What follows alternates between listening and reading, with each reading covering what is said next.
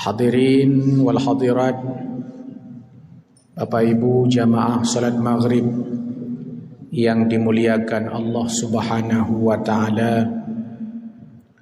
Selalu syukur kita persembahkan kepada Allah atas kudrah dan iradahnya di malam yang mulia ini. Allah masih memberikan kita kehidupan dan kesempatan untuk hadir memenuhi dan memakmurkan masjid-masjid Allah Subhanahu wa taala. Salawat dan salam kepada Rasulullah sallallahu alaihi wasallam. Allahumma salli ala sayyidina Muhammad. Bapak Ibu yang dimuliakan Allah Subhanahu wa taala, Rasulullah sallallahu alaihi wasallam sudah dikenal mulia dan baik oleh masyarakat Arab sejak beliau kecil, sejak beliau muda, sejak beliau remaja. Sebelum beliau diangkat menjadi rasul, beliau sudah mempersatukan bangsa-bangsa Arab di kala itu tatkala bertikai. Artinya baginda Nabi di usia muda sudah dianggap sebagai mediator konflik dalam masyarakat. Begitu bijak dan hebatnya Rasul sallallahu alaihi wasallam. Bahkan usia muda beliau sudah menggunakannya untuk melatih diri dan juga menjadi pribadi yang jujur pada saat beliau berdagang. Karena kemuliaannya sejak remaja sudah dikenal jujur, sudah dikenal mulia, sudah dikenal dengan siddiq, maka beliau hingga digelar Al-Amin, orang yang jujur, orang yang terpercaya. Artinya sebelum Rasulullah sallallahu alaihi wasallam diangkat menjadi rasul, semua bangsa Arab simpatik kepada Nabi. Semua bangsa Arab empati kepada Nabi sebelum beliau diangkat menjadi rasul. Bahkan diakui kehebatannya, diakui kemuliaannya, diakui kejujurannya oleh semua bangsa Arab. Akan tetapi pada saat Rasulullah sallallahu alaihi wasallam diangkat menjadi rasul, disitulah mulai muncul tantangan-tantangannya. Ada sebagian orang padahal mereka sebelum Rasulullah diangkat menjadi rasul, mereka puji rasul. Mereka agung-agungkan Nabi Muhammad sallallahu alaihi wasallam. Tapi tatkala Rasulullah diangkat menjadi rasul, pada saat itulah muncul orang-orang yang dulunya simpati kepadanya menjadi orang-orang yang menolak keberadaannya. Yang sebelumnya cinta kepadanya, pada saat diangkat menjadi rasul malah menjadi orang benci kepadanya. Bahkan ada yang menyatakan beliau gila, disebut dalam Al-Quran. Wa innaka la majnun, disebut dalam ayat-ayat. Baginda Nabi juga disebut oleh orang-orang jahiliyah tempo dulu ahli sihir, gila. Ucapan-ucapan ini bukan hanya diucapkan oleh orang-orang tempo dulu kepada Rasulullah sallallahu alaihi wasallam, juga pernah diucapkan oleh orang-orang yang menolak para nabi-nabi sebelumnya. Nabi Nuh dicap bodoh, Nabi Nuh dicap gila oleh orang-orang yang tidak setuju dengannya, oleh orang-orang kafir. Maka Allah Subhanahu wa taala membantah semua tuduhan itu. Tuduhan orang jahiliyah kepada Rasulullah gila dibantah oleh Allah. Tuduhan bahawa Rasulullah itu tukang sihir dibantah oleh Allah. Semua tuduhan-tuduhan buruk, tuduhan-tuduhan tercela, tuduhan-tuduhan fitnah kepada Rasulullah, semuanya ditolak oleh Allah Subhanahu wa taala dengan diturunkan ayat-ayatnya. Di antaranya adalah pengakuan Allah Subhanahu wa taala, wa innaka la'ala khuluqin azim. Dan sungguh pada dirimu hai Muhammad ada akhlak yang amat agung. Ada pribadi yang amat luhur. Ada budi pekerti yang amat mulia. Pada saat Allah Subhanahu wa taala sebelum muncul ayat wa innaka la'ala khuluqin azim, dijelaskan sebelumnya nun wal qalami wa ma yasturun. Itu semua di antara tuduhan-tuduhan orang-orang kafir tempo dulu kepada Rasulullah. Dianggap Rasul itu gila, tapi Allah mengatakan engkau tidak gila hai Muhammad. Pada dirimu itu ada akhlak yang amat agung, yang amat hebat, yang nilai akhlaknya di atas rata-rata. Akhlaknya di atas manusia pada umumnya. Diakui oleh Allah Subhanahu wa taala. Bahkan yang hebat adalah pengakuan istrinya Aisyah radhiyallahu anha. Pada saat ditanya, wahai Aisyah, bagaimana akhlak Rasulullah? Dijawab oleh Aisyah, kana khuluquhul Qur'an. Akhlaknya itu Al-Qur'an. Artinya apa yang diperintahkan Al-Quran dilaksanakan oleh Nabi. Apa yang dilarang Al-Quran ditinggalkan oleh Nabi. Bayangkan kalau seandainya Rasulullah sallallahu alaihi wasallam digambarkan oleh Aisyah istrinya bahwa akhlaknya seperti Al-Quran, berarti apa saja yang ada dalam kandungan Al-Quran dijalankan oleh Rasulullah sallallahu alaihi wasallam. Sedangkan Al-Quran isinya adalah seluruh aspek kehidupan manusia. Tentang politik ada dalam Al-Quran, tentang ekonomi ada dalam Al-Quran, tentang pendidikan ada dalam Al-Quran, tentang keluarga ada dalam Al-Quran. Semuanya ada dalam Al-Quran. Itu menunjukkan bahawa Rasulullah sallallahu alaihi wasallam ahli di segala bidang. Beliau dalam peperangan menjadi panglima, di rumahnya mampu menjaga, merawat istri dan anaknya. Dia bisa membangun pergaulan, bisa membangun interaksi dengan pedagang-pedagang, bahkan dengan musuh-musuhnya sekalipun. Bagaimana tidak hebat? Maka Rasulullah sallallahu alaihi wasallam ia menjadi contoh, beliau menjadi contoh bagi siapapun, apapun profesi kita. Kenapa? Karena semuanya sudah dilakukan Nabi sallallahu alaihi wasallam. Kita sebagai kepala keluarga, Rasulullah contoh dan teladan. Sebagai kepala pemerintahan, Rasulullah contoh teladannya. Kita sebagai anak muda, Rasulullah sebagai contoh teladannya. Kita sebagai panglima perang, Rasulullah sebagai contoh teladannya. Ahli politik, Rasulullah contoh teladannya. Pedagang, politikus, wirausahawan dan seterusnya. Rasulullah ini menjadi contoh dalam seluruh aspek kehidupan. Karena akhlaknya, perilakunya seperti Al-Quran. Al-Quran berjalan pada diri Nabi SAW.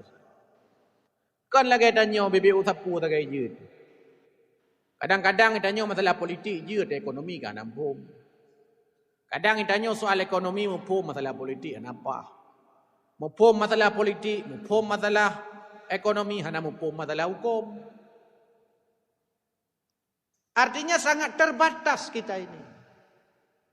Hanya ahli di segala bidang.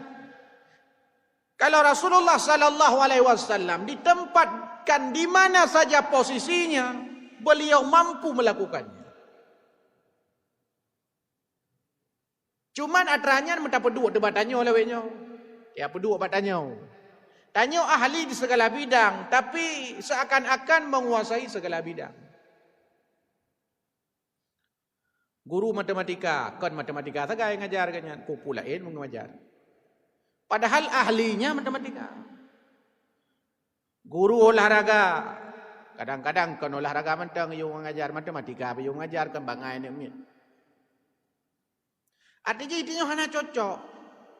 Tidak sesuai pada tempat kemampuan kita. Kata orang tidak the right man of the right place. Tidak menempatkan sesuatu manusia keahlian pada tempat dan posisinya. Tidak wada' syai' fil makan. Hanya kepeduk sesuatu sesuai dengan keahlian. Tunggulah kehancuran kata Nabi. Bila seandainya satu tempat, satu pekerjaan, satu posisi diisi oleh orang-orang yang tidak ahlinya. Karena memang tidak menguasai kita semuanya. Hanya paham di bagian-bagian tertentu saja. Tak perlu tu urung barang apa ni dah. Guru olahraga dia mengajar matematika, guru matematika tak perlu apa perhubungan ni dah. Guru dah you kerjakan tu, urung kerjakan tu, dah you mengajar. Pokoknya balik-balik. Guru tak pegang ke sapam dah you je ke guru dia. Karena jadi guru, padahal kalau mau jadi guru harus sekolah guru kan? Logikanya kan begitu. Saya mau jadi guru, harus sekolah guru. Kita nyokan. Dumtho je ke guru. Tai ke hawa je guru, je ke guru. Hana ahli. Kalau orang-orang dulu, orang-orang Aceh tempoh dulu dia mengatakan bahwa mestinya kita menempatkan sesuatu itu pada tempatnya sesuai dengan keahliannya. Yang utuh dayu cumuli. Yang lise dayu kemira. Yang bo'o, dayu ke mumit. Yang megrit, dayu memita. Yang malim, dayu buat kitab. Yang bangsat, dayu rabi kuda. Yang bijak. Yang bagah, dayu semejak. Yang bijak, dayu begah abang. Gimana gatu lu racih? Yang tengki, dayu pajubuh me. Yang sana, dayu uruk lampaya. Yang batuk-batuk, dayu masak menye. Yang cirit-cirit anak, dayu duk babine guha. Artikan semua kan posisinya coba diatur begitu rupa. Artinya dalam pandangan masyarakat Aceh, orang bangsat sekalipun harus dimanfaatkan. Walaupun pekerjaannya rabe kuda. Tapi tidak boleh dia diabaikan. Mesti punya posisi sesuai dengan kemampuannya. Urang boa seid menggerak, mengkebut pi badan, mengejar pi. Ayo jaga pade mentang. Pade berjalan, ayo jaga. Memangnya hai menggerak badan teh boh kerja. Karena urang mana bawa seien BS mana. Urang bawa seien men nyandai hukum umum bagaya. Urang yang hanapeng dayu kerja. Ini yang mestinya ada di negeri ini. Nyokon ini nyo. Inangro kada nyonyo aneh. Bin unik. Mutuji ke presiden. Kan punya keahlian. Tak nyokot. Berangkat tahu je. Yang penting nak tahu pilih. Belum. Jujur. Yang penting nak tahu pilih. Jadi tanya hana ada oleh. Yang je ke gubernur, yang je ke bupati. Dum tahu je. Karena di era demokrasi. Tahu yang dah pilih. Mutulah urung bangai lah kampung. Kakak urung bangai je pak. One man, one food. Satu orang, satu suara. Menyoleh rumah ngai, menyoleh wapi yang sampai lah kampung. Kakak wapi sampai je ke kecil kampung. Telah tunggu lah kampungnya, kakak tunggu-tunggu. Begitu juga tingkat kota, kabupaten, tingkat provinsi, tingkat negara, bangsa sekalipun. Berapa banyak orang Islam di Indonesia ini? 87%. Mestinya yang menguasai ekonomi orang Islam, yang menguasai politik orang Islam, kan itu logikanya. Yang menguasai tanah-tanah yang ada di Indonesia ini orang Islam. Yang mengatur pemimpin-pemimpin kita mestinya orang Islam. Sinetron-sinetron yang ada di televisi mestinya sinetron-sinetron Islam. Kenapa? Karena 87% orang Islam, 87% yang nonton TV orang Islam. Mestinya yang paling banyak subscriber itu adalah YouTube yang ada hubungan dengan Islam, kan gitu logikanya. Sebab 87% orang Islam. Ya udah kalau YouTube ya soji dalam jina ceramah 200 subscriber. 200. Yang pi kali tak bagikan kuno kudi hana dodoh kata ti lang gru bena gru bape mandum terjulak kena dalamnya. Tetap 200 hana Titun 3 bro tinu Mestinya kau orang Islam, hai orang Islam. 87% orang Islam dari angka sensus penduduk 2020 kemarin 273 juta jiwa. Namanya 87% dari 270 juta jiwa. Apa dia orang Islam? 200 juta lebih. Mestinya subscriber YouTube ini 200 juta lebih. Tapi 200. Televisi kita itu hanya diperalat saja Islam. Hanya diperalat saja. Yang buat kadang-kadang bukan orang Islam. Sutradaranya kadang bukan orang Islam. Tapi ceritanya seakan-akan cerita orang Islam. Pemainnya, aktornya non-Muslim. Nanti pakai jilbab. Badi pergi pakai jilbab. Yang betul-betul Islam, hai pertama lah dipi. Yang mereka yang betul-betul Islam aja pertama lah dipi supaya hanale buka-buka jilbab memang kayak pakai jilbab. Itu persoalannya. Bahkan simbol-simbol Islam dipakai oleh orang dimanfaatkan untuk dirusak citranya. Tukang bubur naik haji. Lahir orang-orang seperti Haji Muhyiddin tempoh dulu itu. Ujuh ke kerja wajib pakai urus lah kampung dia orang. Sehingga ia lega, ya putra raja wajib epak yang kat tujuh ke kerja pakai. Padahal malam pelong. Begitu dirusak. Dulu ada judulnya Islam KTP. Judul sinetron Islam KTP. Nah Ustaz back paper loh. Hana ada pokoknya bagian Islam itu. Kan jadi udah dengar Kristen KTP. Jadi dengan sinetron mana? Jadi memang bahaya itu. Sebagai orang Islam mestinya itu yang disadari. Saya sering sampaikan bahwa dalam dunia televisi waktu terbaik itu mulai jam 7 malam sampai jam 9 malam. Jam 7 malam sampai jam 9 malam dalam dunia pertelevisian itu waktu terbaik. Artinya waktu paling banyak orang menonton televisi. Jam 7 malam sampai jam 9 malam. Waktu terbanyak orang nonton TV sehingga iklan jam 7 malam sampai jam 9 malam itu mahal harganya. Masuk iklan pada jam tersebut mahal sekali harganya. Karena mahal harganya yang masuk iklan, maka program-program televisi yang jam 7 malam sampai jam 9 malam adalah yang paling tinggi ratingnya.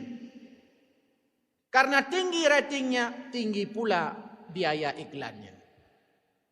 Sekarang kita cek televisi-televisi kita itu. Dari jam 7 malam sampai jam 9 malam. Apa program yang ditawarkan televisi? Punya pengajian Ustaz Abdul Samad. Pukul 7 malam sampai pukul 10 malam. Punya pengajian-pengajian atau kajian-kajian keilmuan. Pukul 7 malam sampai pukul 10 malam. Hana pasti isinya goyangan. Sinetron. Kan nyata aja. Itu artinya selera umat Islam 87% yang katanya. Sehingga hanya yang menonton mendung. Pengajian tidak menjadi bagian daripada sesuatu yang senang ditonton. Sehingga pengajian ipu debat di people malam.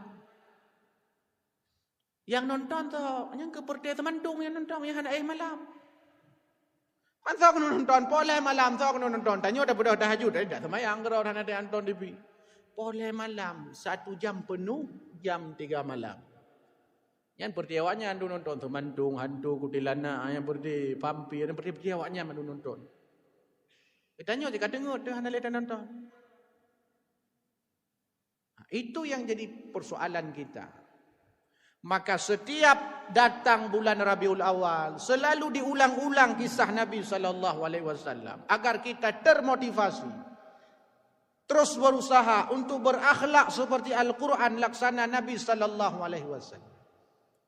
Bahkan dalam riwayat yang lain dikatakan oleh Aisyah, Rasulullah SAW kalau dipanggil orang, dipanggil keluarganya, dipanggil oleh sahabatnya, beliau menjawab dengan kalimat labbaik. Aku akan penuhi panggilanmu. Coba. Dipanggil keluarganya, dipanggil istrinya, dipanggil sahabatnya, dipanggil kawan-kawannya, jawaban Nabi labbaik. Aku akan penuhi panggilanmu. Begitu jawaban. Kau nak kata yang ihoi lega, hanam tak upi. Bahkan yang lebih hebat lagi, Anas. Salah seorang sahabat Nabi, Anas namanya. Katanya, saya hidup bersama Nabi 10 tahun. Saya selama hidup bersama Nabi 10 tahun, Rasulullah enggak pernah mengatakan kalimat-kalimat negatif kepada saya. Misalkan, alah. Kalimat-kalimat yang mendiskreditkan, mendiskriminasikan. Alah, anda pernah ke mana? Alah, atau ush, atau bahasa-bahasa yang lain. Kalimat-kalimat yang sederhana itu, yang kadang sering keluar dari lisan kita, tak pernah keluar dari lisan kita. Bahkan kalau kata Anas, kalau seandainya aku yang harusnya sesuatu itu harus kulakukan, tapi tidak kulakukan, Rasulullah itu enggak akan bertanya, kenapa kamu enggak melakukan itu? Kalau seandainya ada sesuatu yang harusnya tidak kulakukan, tapi malah kulakukan, Rasul itu juga enggak pernah mengatakan, kenapa kau tidak melakukan itu? Kenapa kau melakukan itu? Tidak dihardi. Puji pupunya Iron, puji pupunya Hanamu. Tidak ada kalimat itu. Nyamban Nabi SAW. Maka dipuji akhlaknya oleh Allah Subhanahu wa taala. Inilah yang mestinya mampu kita terjemahkan dalam kehidupan kita. Mampu kita terjemahkan dalam kehidupan keluarga kita. Pulang Rasulullah ke rumah, ditanya sama keluarganya, apakah ada lauk di rumah? Enggak ada. Ya enggak ada. Ya udah, apa yang ada? Apakah ada makanan di rumah? Ditanya oleh Rasul kepada keluarganya. Enggak ada makanan. Ya udah, sudah niat puasa aja. Nyampan tingkat. Kami tanya poh 2 euro tawa rumah hanai da gon bule rumah gibang jadi. Tapi Nabi mesti pun nabu rumah punya bahasa tanya. Mana? Kakak kuning posa aku deh. Begitu simple. Murut tanya tapi pada bubut mati deh. Hana pun kakak hana kakak. Kan pernah saya kisahkan bahwa ketika Rasulullah mau makan, ditanya kepada istrinya, kepada keluarganya, apakah ada lauk saya mau makan? Kata istrinya tidak ada. Yang ada al-khallu, cuka yang ada. Ya udah bawa aja cuka ke sini. Lalu diambil oleh Nabi, dikatakan ni'mal udumu al-khallu, ni'mal udumu al-khallu, lauk paling enak itu cuka, lauk paling enak itu cuka. Artinya tidak ada makanan, tidak ada lauk, tidak ada makanan yang disenanginya. Ketika ada makanan yang lain, itu pun menjadi disenanginya.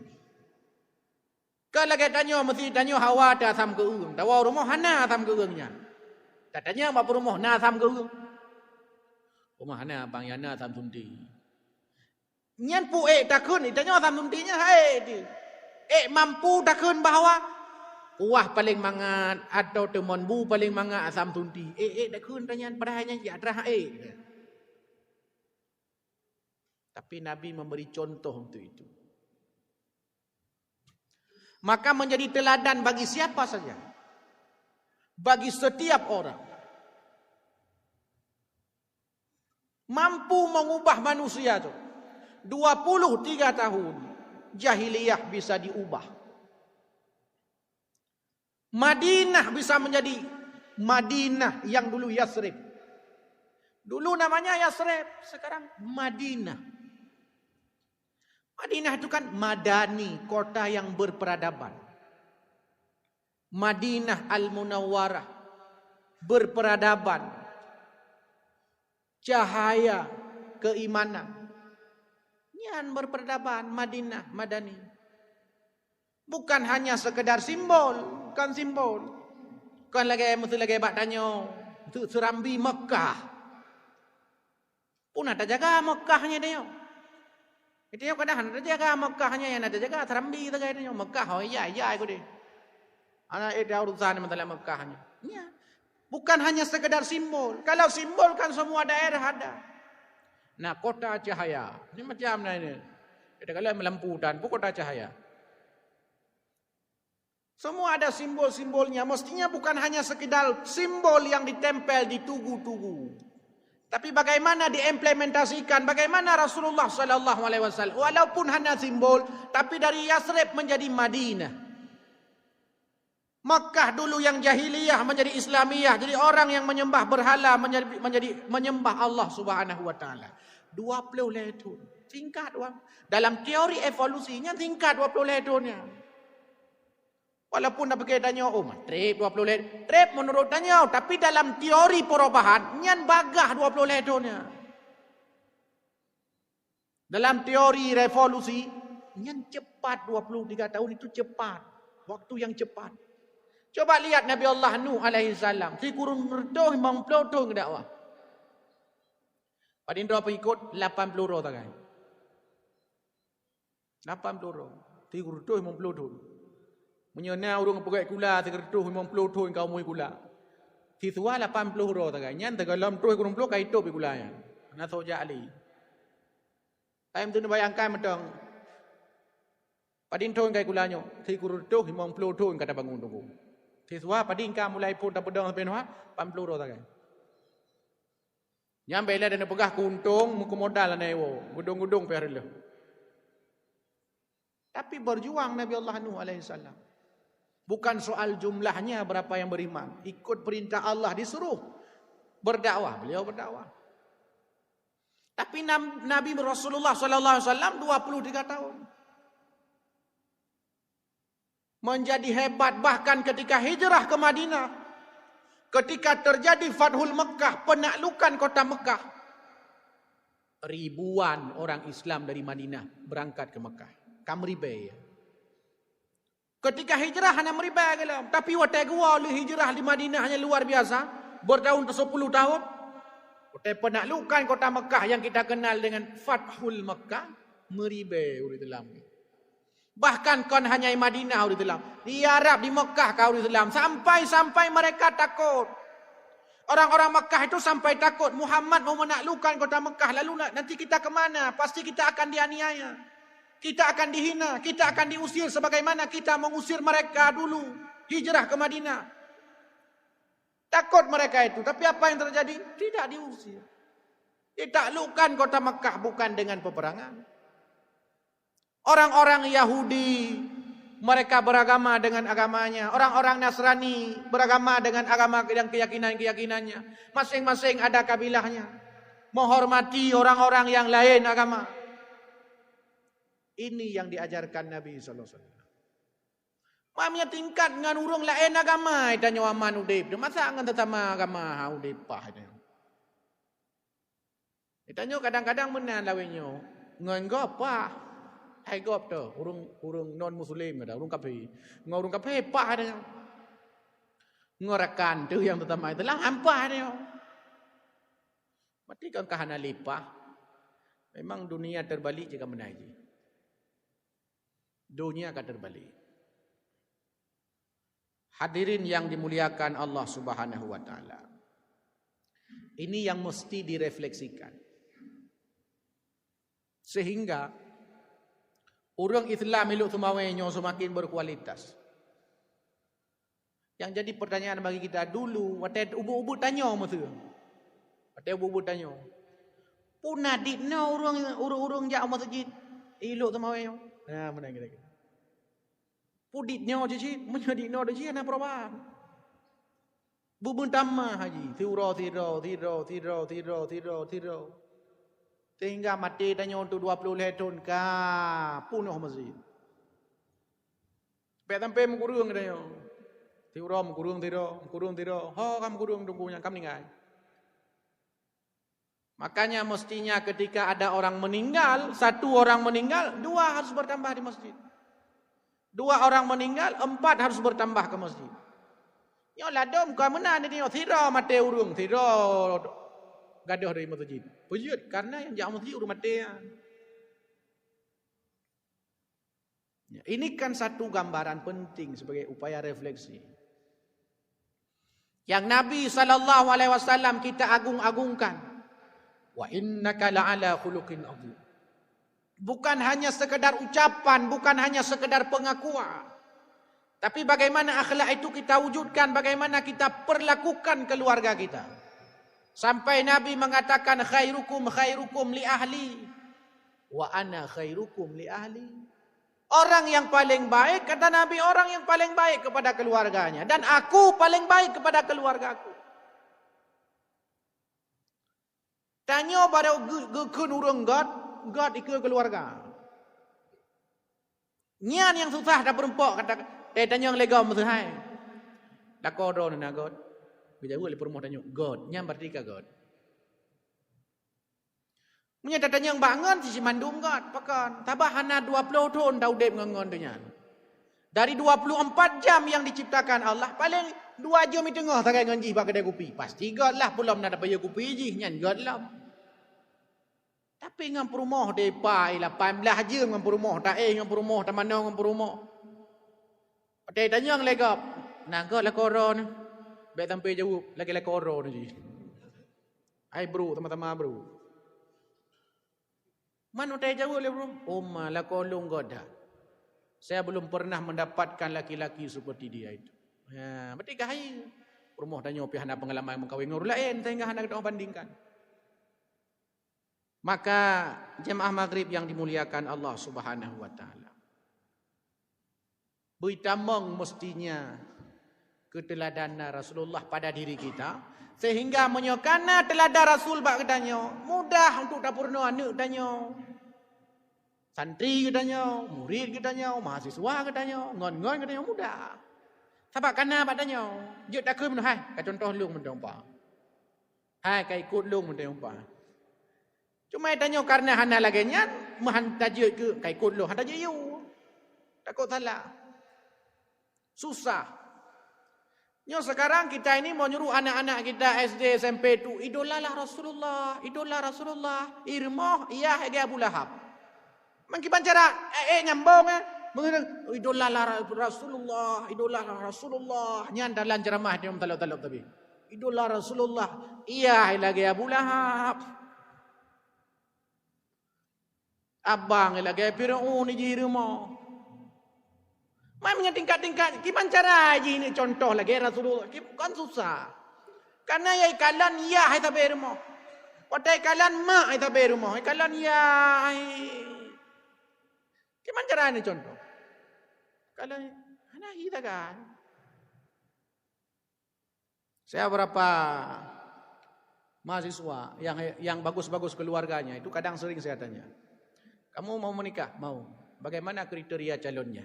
Jawab, saya pengen Ustaz punya suami itu seperti ayah saya. Yang karena agak akayah. Miata andai dia ayah panjuri tujuh, hana mungkin dia akan menan. Hana mungkin dia akan dilung galak kula lagi ayah. Hana mungkin ya. Karena ayah God. Karena ayahnya itu menjadi teladan baginya. Sehingga ayahnya itu dari sejumlah laki-laki yang dia kenal. Ayahnya yang paling hebat. Sehingga waktu dadanya narencana mengkawin nah kiban kriteria. Lagi ayah. Makan tapi dia lagi ayah haji. Begitu juga sebaliknya. Bagaimana calon istrimu? Saya seperti ibu saya. Go akai malu maguan cara. Akalan namanya maguan aja. Kadang-kadang perumah tanya, tak gua sangka hi cagru. Anjing maguan biasa nak purno. Nyo pe ada purno, tanya kan anu darah tanya lagi perumah tanya ke purno mak-mak ke jamu. Wah sam ke rasa soto dia. Nyo dah tanya nyo soto buat angke. Hombang kamu jampu ini dalamnya. Nah, ini hadirin yang dimuliakan Allah Subhanahu wa taala. Yang penting kita refleksikan dalam setiap ingatan. Dalam setiap aktivitas pulang datang bulan Rabiul Awal ya, yang orang memperingati Maulid ya, yang orang senang bahagia dengan datang Nabi. Bukan hanya sekedar gembira. Gembira dah pebut sunnah Nabi, gembira dah pebut kiban amalan Nabi, senang dah pebut. Jadi kan hanya gembira dalam artian, oh kamu lolam, kamu bukan itu. Maksudnya kiban cara tak implementasikan sehingga ada motivasi. Nya berusaha nak kau jujur, nya kau jujur lom. Nya berusaha kat tua-tua mentelanya ka anak amanah, ka amanah lom. Bong kemara-mara ka khianat, nya ka amanah lom. Jadi diulang-ulang supaya tersadarkan diri kita ini, sehingga kita ini juga termasuk orang yang punya keteladanan, menjadi uswah bagi orang. Kita ayah menjadi uswah bagi istri, bagi anak, istri kepada suami, kepada anak, ustaz kepada jamaah, kan benar ini? Guru kepada murid dan seterusnya. Mudah-mudahan menjadi media evaluasi bagi kita. Hadanallahu wa iyyakum ajma'in. Wassalamualaikum warahmatullahi wabarakatuh.